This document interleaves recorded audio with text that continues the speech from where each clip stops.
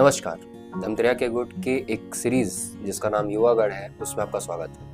हम लगातार कई युवाओं से मिलते हैं, कई यूथ से बात करते हैं। धमतरी के ऐसे यूथ्स को आपको लेकर आते हैं हमारे चैनल पे, जिन्होंने अपने फील्ड में महारत हासिल की, अपने क्षेत्र में महारत हासिल की और आज धमतरी के साथ साथ पूरे प्रदेश का नाम रोशन कर रहे हैं।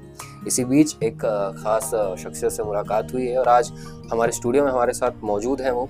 मैं चाहूँगा कि आप अपना परिचय पहले खुद अपना इंट्रोडक्शन ऑडियंस को दें और बताएं कि आखिर आज हमने आपको जो बुलाया है एज अ गेस्ट, उसके पीछे का रीज़न क्या है। मेरा नाम स्वास्तिका सिंह है, मैं धमतरी की रहने वाली हूँ एंड मैं राइफल शूटिंग में नेशनल्स तक खेली हूँ। आपके एजुकेशन की तरफ बढ़ते हैं। एजुकेशन कहाँ से की है, अभी कहाँ पे है, कौन से क्लास में स्टडी कर रहे हैं, थोड़ा सा उसके बारे में। मैं क्लास फर्स्ट थी केंद्रीय विद्यालय में हूँ एंड मैं भी करेंटली 11th क्लास में हूँ। एजुकेशन के बाद थोड़ा सा फैमिली बैकग्राउंड की बात करते हैं। फैमिली में आप लोग कितने लोग हैं, थोड़ा सा उसके बारे में बताइए। फैमिली में हम लोग 5 लोग हैं। मेरे एक छोटा भाई एक बहन है एंड पापा मेरे पुलिस में हैं, मतलब ASI हैं वो, एंड मम्मा मेरी हाउसवाइफ है। राइफल शूटिंग, स्वास्तिका, इसके बारे में थोड़ा सा बताएंगे कि राइफल शूटिंग की साइड आपका जाना कैसे हुआ, कैसे आपको इंटरेस्ट आया इस स्पोर्ट में। मैं क्लास 6 में थी, लाइक मेरे स्कूल में सीनियर्स थे जो राइफल शूटिंग में थे, तो उनके देख के लगता था कि वाह बहुत अच्छा गेम है ऐसा। बट मेरे स्कूल के जो स्पोर्ट्स टीचर है वो हमें राइफल शूटिंग के बारे में बताते थे, करते थे। 6th में स्टार्ट किया था मैंने राइफल शूटिंग और फिर कोविड की वजह से प्रैक्टिस बंद थी, देन 8th से मैंने मैच खेलना स्टार्ट किया। आप बताइए कि राइफल शूटिंग में एज मतलब अपने सीनियर्स को देख के आपका उस स्पोर्ट्स में आना हुआ। कोई एम रहता है हर किसी का कि मैं अगर इस फील्ड में जा रहा हूँ या जा रही हूँ तो उसके पीछे एक सुपीरियर एम होता है कि हाँ मुझे इस लेवल पे पहुँचना है। आपने क्या सोच रखा है इस फील्ड में कि कहाँ तक जाना है, और उसके अलावा अपार्ट फ्रॉम दैट आप स्टडी भी कर रही है, तो उससे रिलेटेड कोई फील्ड आपका, उसके बारे में बताइए। जब स्टार्ट किया था तब तो बस इतना था कि नेशनल्स खेलना है, बट मैं इसमें जब कंटिन्यू करने लगी तब मुझे आगे स्पोर्ट्स के बारे में पता चला कि इसके आगे भी कुछ होता है। सो मेरा ये एम है कि लाइक मैं इंटरनेशनल खेलूँ, ओलंपिक्स तक जाऊँ, और अपार्ट फ्रॉम मतलब स्पोर्ट्स मेरा है कि मैं एविएशन में जाऊँ। Aviation, specific reason why aviation? कोई स्पेसिफिक रीजन नहीं है, बस 1-2 साल से लगता है कि वो अच्छी फील्ड है, दैट्स व्हाई।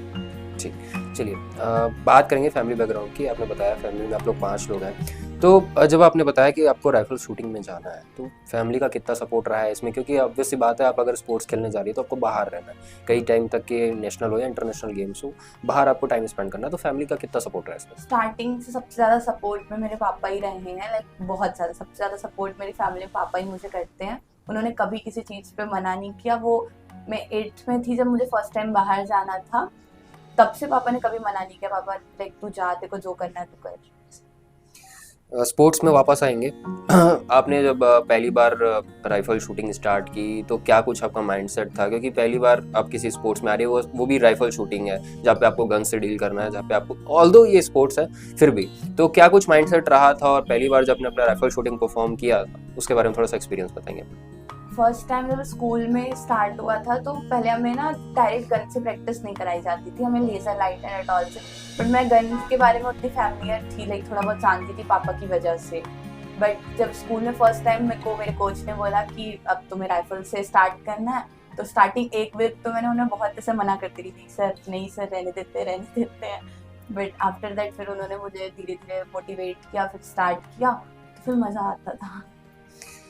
थोड़ा सा एक्सपीरियंस बताएंगे आप, अभी तक कहाँ कहाँ प्ले करने गई है और क्या कुछ एक्सपीरियंस बाहर आपका रहा है? क्योंकि इंडिविजुअल भी है और लोग ड्यूओ वगैरह भी होते हैं इसमें, तो इंडिविजुअल आपका कैसा रहा है एक्सपीरियंस? क्योंकि आप अदर स्टेट्स में गई हैं या नेशनल खेलने गई हैं। जब मैं 8th में गई थी तब मैं गई थी फरीदाबाद, देन उसके बाद अम्बाला, फिर अम्बाला, दिल्ली, भोपाल, चंडीगढ़, बहुत सारे स्टेट्स गई हूँ उसकी वजह से। और वहाँ जाकर के अलग अलग लोग से मिलते हैं, अलग अलग कॉम्पिटिटर्स होते हैं, तो फिर वहाँ जाके एक नया एक्सपीरियंस होता है, क्योंकि वहाँ हमें हर टाइप के ऑल ओवर इंडिया से लोग आते हैं, सबसे डील करना होता है, सबसे बातें करनी होती हैं।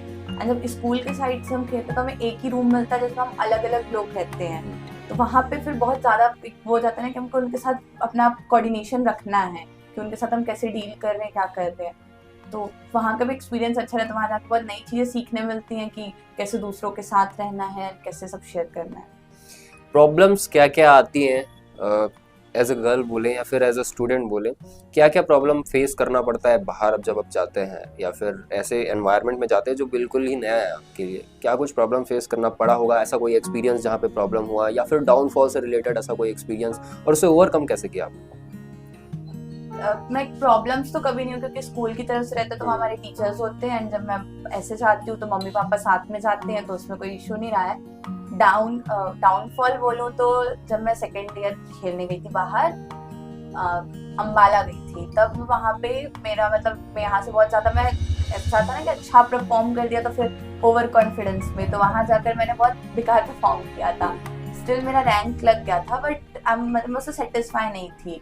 देन उसके बाद यहाँ आकर के मम्मी पापा ने सपोर्ट किया, सबके मोटिवेशंस, कोच ने बहुत ज़्यादा सपोर्ट किया। देन उसके बाद मैं भोपाल गई थी, तब मेरा बहुत अच्छा उस पर ओवरकम आया था।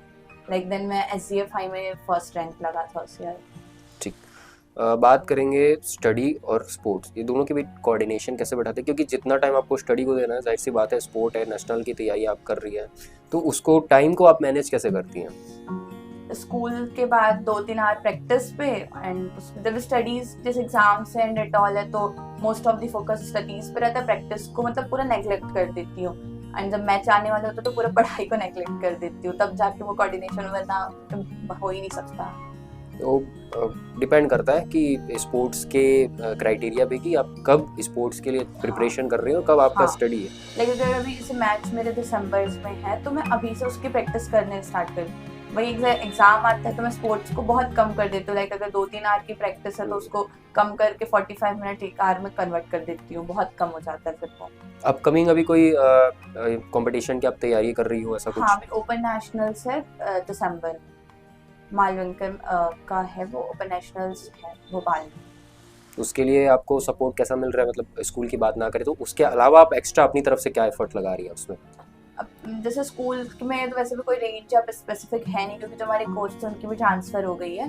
तो एक हमारी सीनियर थे, उनका प्राइवेट रेंज है, वहीं प्रैक्टिस करते हैं। तो सुबह शाम जब स्कूल नहीं होता तो सुबह शाम, अदरवाइज सिर्फ शाम को 2-3 आवर की प्रैक्टिस बस होती है। एक और क्वेश्चन रहेगा, आप डेफिनेटली रिच बैकग्राउंड से हैं, आपका जो फैमिली है ऑल्दो सपोर्टिव रहा है। कुछ बच्चे ऐसे होते हैं जो इस फील्ड में हो या किसी भी स्पोर्ट्स में हो जाना चाह रहे हैं, लेकिन उनको वैसा एनवायरनमेंट नहीं मिल पाता, वैसी प्रिपरेशन नहीं कर पाते।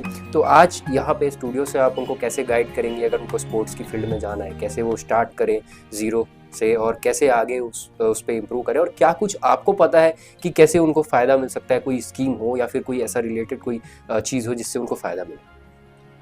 अगर मैं पर्टिकुलर राइफल शूटिंग की बात करूँ तो राइफल शूटिंग में से बहुत सारे ब्रांच है, एंड वो है जो इस सब चीज़ों पे बहुत ज़्यादा सपोर्ट करते हैं। लाइक जैसे कि साइंस इंस्टीट्यूट हो गया वगैरह। और अगर किसी को मतलब अपना पर्सनल स्टार्ट करना है, जैसे मेरा तो स्कूल से स्टार्ट हुआ था, बट किसी को ऐसा नहीं है, देन वो शूटिंग रेंज कोई भी वहाँ पे मतलब मंथली वहाँ पे सारे कोचेस होते हैं, वो गन वगैरह सब प्रोवाइड करते हैं, वहाँ से स्टार्ट कर सकते हैं। आपने बताया कि ओवर कॉन्फिडेंस जिसकी आप बात कर रही थी उसकी वजह से थोड़ा सा आपका रैंक गड़बड़ाया था, तो ऐसे में यूथ को आप क्या मैसेज देंगी? क्योंकि जाहिर सी बात है कोई हर फील्ड में हो, चाहे वो स्पोर्ट्स हो या स्टडी की फील्ड में हो, सबका अपना अपना एम है। ओवर कॉन्फिडेंस कितना बैड है किसी इंसान के लिए, और उससे ओवरकम करने के लिए मतलब वापस से रीस्टार्ट करने के लिए क्या करना चाहिए? ओवर कॉन्फिडेंस बहुत ज़्यादा ही बेकार हो जाता है, क्योंकि एक तरीके से ना वो पूरा आपका एक बार वो अगर आपके माइंड में सेट होगा कि नहीं I am the best, then उसके बाद आपको फिर वो डाउनफॉल ही आएगा, उसके आगे आपका अच्छा नहीं हो सकता है। मेरे साथ भी यही हुआ था, बट देन फिर मेरे कोच और पापा सब ने ये समझाया कि अगर आप एक बार जीत जाते हो तो आपको उसी मोमेंट पे उसको भूल जाना है। एक बार सेलिब्रेट कर लिया, देन उसको आपको भूल जाना है कि बस हो गया, अपकमिंग चीज़ों पे फिर ध्यान देना, तो आप उस चीज़ से ओवरकम आराम से कर सकते हैं। थोड़ा सा और फर्दर एक्सप्लोर करते हैं राइफल शूटिंग को। राइफल शूटिंग बहुत ऐसे लोग हैं जो लोग नहीं जानते हैं इसके बारे में, थोड़ा अच्छे से नहीं जानते, थोड़ा सा अच्छे से एक्सप्लेन कीजिए कि what is rifle shooting and how to start a rifle shooting. Rifle shooting मतलब डिफरेंट क्राइटेरियाज में भी होती है। जैसे मैं 10 मीटर राइफल शूटिंग करती हूँ, air rifle 10 metre air rifle website की मैं राइफल शूटिंग करती हूँ। मतलब उसमें अलग अलग होता है, पिस्टल का भी होता है, ओपन साइड भी होता है, 50 मीटर, 25 मीटर, 10 मीटर्स, और अलग अलग पोजीशंस में भी होता है, स्टैंडिंग और ऐसे सिटिंग पोजीशन, बहुत सारे अलग अलग उसमें होता है।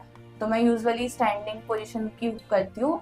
और आप उसको स्टार्ट करने के लिए आप कुछ नहीं, बस गन उठाओ, शुरू हो जाओ। अच्छा, कट टू कट आंसर हो गया। थोड़ा सा एक्सप्लोर करते हैं इसको, क्योंकि जाहिर सी बात है, अगर आप किसी बच्चे को सजेस्ट करेंगे, किसी यूथ को सजेस्ट करेंगे कि just go in field and gun उठाओ शुरू हो जाओ, तो थोड़ा सा कट टू कट आंसर हो जाता है। आप किस तरह से प्रिपेयर होते हैं? क्योंकि मेरा ऐसा मानना है, जहाँ तक मुझे इस फील्ड की नॉलेज नहीं है, बट उसके लिए आपको कॉन्सेंट्रेशन बहुत चाहिए, आपको ब्रीदिंग कंट्रोल चाहिए। आप कैसे इन सब चीज़ों को प्रिपेयर करती है, उसके बारे में थोड़ा बताइए। कंसंट्रेशन के लिए तो वही आप मेडिटेशन वगैरह है, क्योंकि आप बिना मेडिटेशन एंड उसके आपका कंसंट्रेशन बनेगा नहीं, तो आपको एक हैबिट में लानी पड़ेगी। एंड मतलब उसके लिए हेल्थ भी सही होनी चाहिए, क्योंकि अलग अलग बॉडी टाइप्स का अलग अलग हो जाता है। फिर जिसकी जैसे जो बहुत ज़्यादा फैट हो जाते हैं उनसे भी राइफल शूटिंग नहीं हो पाता, तो उस वजह से आपको एक्सरसाइज एंड इट ऑल सब करना पड़ेगा। और ब्रीथिंग कंट्रोल वगैरह के लिए वो कुछ योगा वगैरह। ओके, सो आप इस तरीके से फॉलो करती आ रही है खुद भी इस चीज़ को? करती हूँ, पापा करवाते हैं। ओके, तो घर का भी सपोर्ट रहा है, फादर का भी सपोर्ट रहा है, और स्कूल का भी सपोर्ट रहा है।